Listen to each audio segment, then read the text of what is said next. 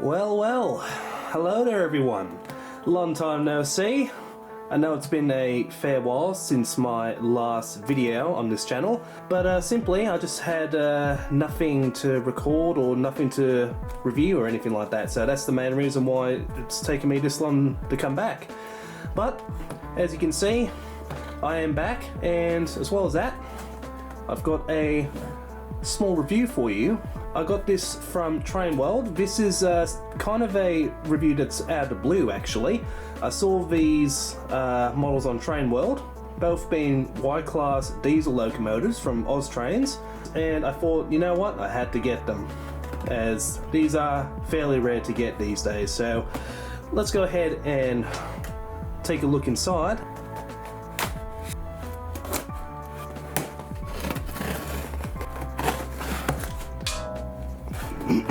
Alright, well, there they are.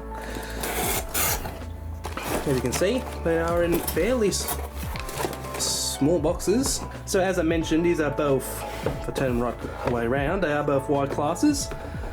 So let's go ahead and take a look at the first one. On to reveal. And here it is. Obviously, I'm crossing fingers that these locos will work. If they don't though, I can just hopefully try and get them fixed. So the first thing I'll definitely say is, well, definitely looks very nice for how old the model technically is. Looks to be pretty much in good shape, apart from a little handrail that's a bit loose, but we can glue that on. So this one is Y137 in the orange and grey, which is, funny enough, the first loco for a while actually now that I've gotten in orange and grey. But no, this honestly looks pretty nice. Looks very nice indeed. So that's the first one. Now the second one is the main reason why I actually got, well, these two. I actually never expected to even get a Y-Class in this livery. I didn't even realise that they existed, but when I saw it, I just knew I had to get it. And here it is. So this one is a Y-Class in the blood and bone, as most people like to call it these days. Now, let's see if I can get it out without damaging everything first. Don't like doing this, but oh, it's coming out now. Here we go. It's pretty stuck in there, isn't it? The other one came out fairly easy. Ah, there we go. Jeezums, that was a lot more struggling than what I thought it would be. But here we go. So here's the main reason why I got these Y-Classes to begin with. So this one is Y129 in, like I said, the blood and bone, which I never even realised you could get. But man, this does look very nice. This livery on the Y-Classes in real life actually did last for quite a while, until quite recently, about 5-6 years ago. They repainted 3 or 4 of them in the PTV, which honestly doesn't look that nice on them. But yeah, even when the PTV first came out, these locos stayed in this paint scheme for a while. But no, overall this does look very nice.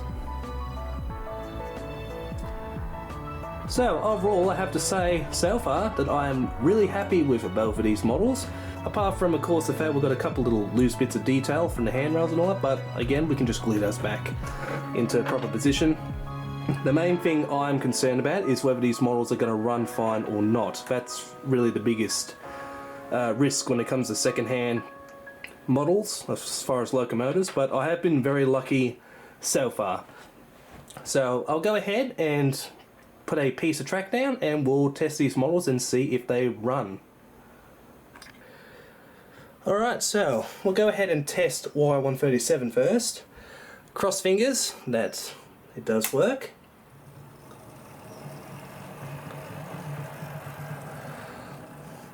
And yeah, it looks like it seems to work fairly well. And as we can see, Seems to work pretty well in reverse. So as far as all the lighting, looks like it's all working. Tad bit of a noisy model, but overall it seems to run fairly smooth, thankfully.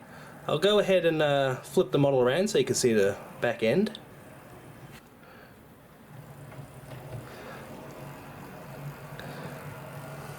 And as you can see, we do have some lights on the back as well, including the marker lights. So overall, yeah, very nice, smooth runner. Definitely quite happy with it. Alright, this is the one that I'm really crossing fingers will work, as, well, it's the main reason why I wanted to get these in the first place. So, once again, cross fingers. Oh, wrong end, or wrong way, but it is moving. Yes.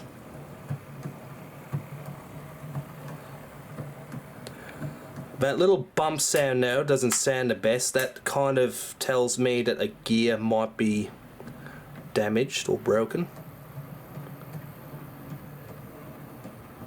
If you can hear that. But it's not really stopping it from working fairly well.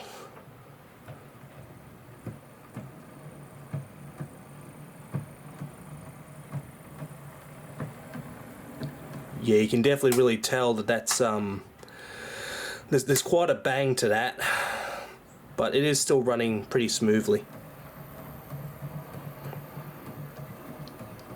But no, overall I'm definitely quite happy. I'm really glad I got these now that they are working.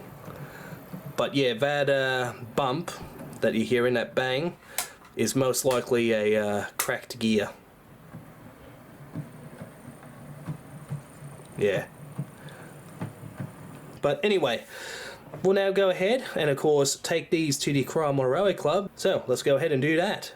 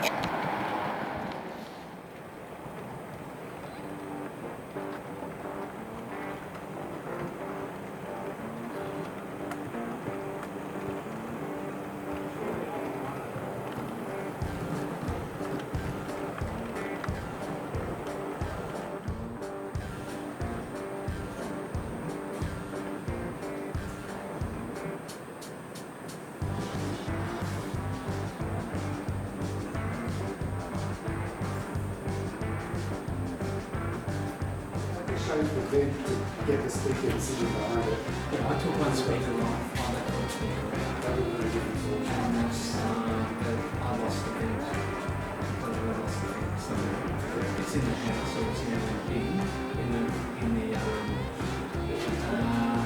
vacuum bin. Yeah, somewhere. Yeah, and that's currently up there with using.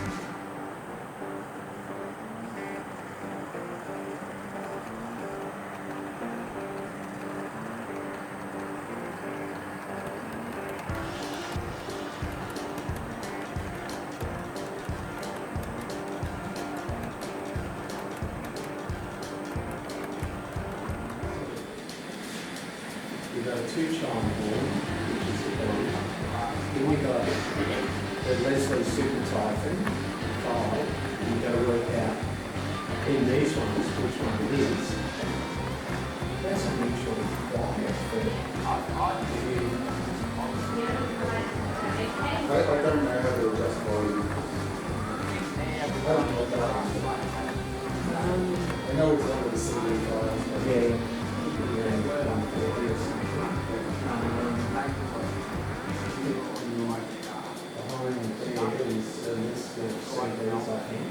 No expectations on that one though, at least. No, if it works, it works. At the moment, I'm not running it.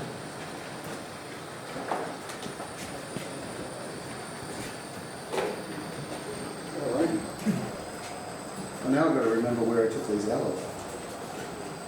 1, 2, 3, 4, that was there. I can't remember which box the engine was in.